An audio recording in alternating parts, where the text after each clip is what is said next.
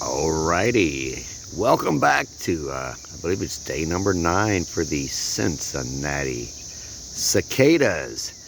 And it's about 4:30 on a Saturday afternoon. And you can hear them. They are still going off pretty loud.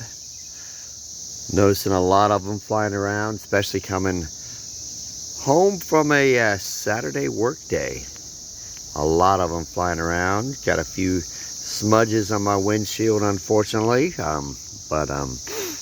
Yeah, we got some weather getting ready to come through here soon. Some storms, so they're nice and loud. I guess they're telling each other to take cover, I guess. I don't know, but yeah.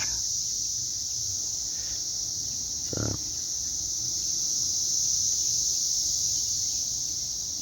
but you can kind of hear them. They get loud, get softer.